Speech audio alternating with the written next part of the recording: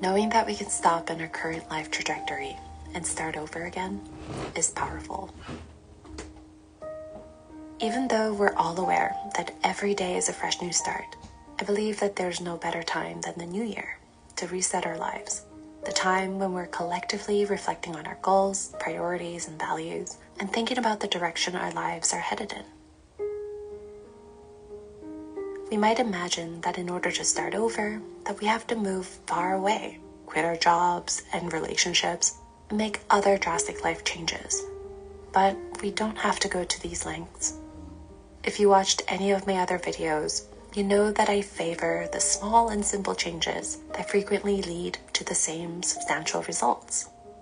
I'm talking about little adjustments, like increasing the space between us and what's holding us back, purposely setting up our environment to guide our habits, and picking up new and fresh perspectives along the way. A life reset is effective because it serves as a powerful reminder that we are in charge of our lives and can determine the course that they're taking. Here are 5 things to add to your reset routine that might just transform your life. I am terrified of turbulence. Always have been for as long as I can remember. I don't exactly know where it stems from, but I know that the fear is not just the turbulence itself, but it's the lack of control I have in that specific situation. I notice that I constantly remind myself of this fear. Not only do I say it to myself, but also to the people around me, and it has gradually merged into my identity. The narratives we tell ourselves play such a huge role in how we think and how we move through the world. We attach ourselves to certain narratives because of our backgrounds and our experiences, but most times this restricts us rather than allowing us to expand and evolve. Case in point, I was doing a huge disservice to myself by holding on to this specific fear. Realizing this, I decided it's no longer going to be a part of me moving forward. Once we let go, we can change and shape ourselves with the narrative that would truly benefit us. So, is there something you've always believed about yourself? Something you've always told yourself that is no longer serving you? There is no reason for you to hold on to it. Remember, you might be getting in your own way of living life to the fullest.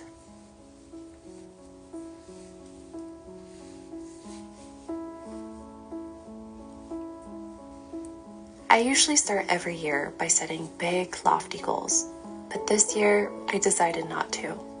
Well, except for my ongoing goal of becoming conversational in Portuguese, because let's be honest, it takes more than a year to learn anything new.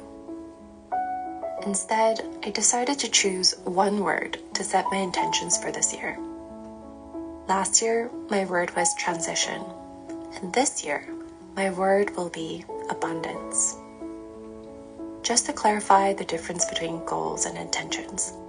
A goal is a specific desired outcome, but an intention is a guiding principle for how we want to show up in the world. While setting goals are important for personal growth, I think setting intentions can act as our internal compass when we come across different challenges and situations throughout the year. I spent all of last year downsizing, cutting back and reducing everything in my life to move abroad. So this year, I really want to focus on being and feeling abundant, trying new things, being open to new ideas, being generous to others, and expanding myself to different situations. I don't know what's coming my way, but I know that setting my intentions in this right place will help me to position myself to receive it the best that I can.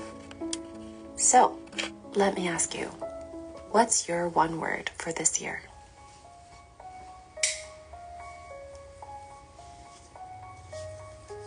Environment is the invisible hand that shapes human behavior. I love this quote by James Clear. When I pay attention to how I move throughout the day, I can see how much my physical environment plays a role in shaping my daily habits. Where I lounge, how often I drink water, which clothes I wear, how often I turn on the heater, etc. This also means that changing our environment can often lead to changing our habits as well. I decided to rearrange my office to create a better work environment for myself. I decided to move my desk to face the other wall for less glare on my screen and so that I can open my windows more easily and air out the room. I know it doesn't sound like a big deal, but I'm gonna try it out and see if it helps me to focus better. And hopefully, I will actually enjoy being in this room. If you want to create a new habit or change an old one, use your environment to help you. Maybe something small, like having a charging station for your phone at night so you can get uninterrupted sleep, or adding a bedside lamp so you can read before going to bed. When you design a better environment for yourself, you might also be designing a better life.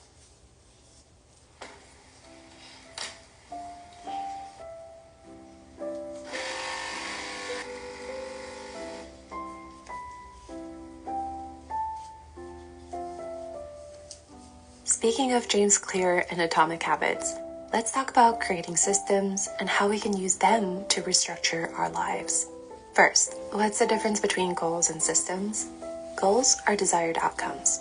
Systems are foundations we set to move in the direction of our goals. Systems are smaller habits, consistent action we take on a regular basis that help us to move forward. And as we build momentum, systems guide us to achieve bigger goals and help us to make big changes without overwhelming us.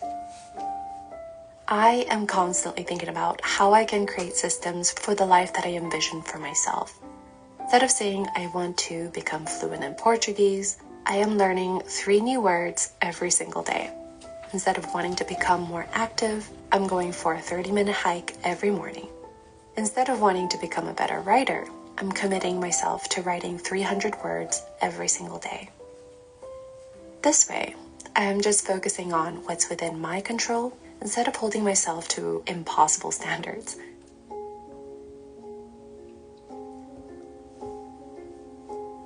I believe that every day is a new opportunity to start over.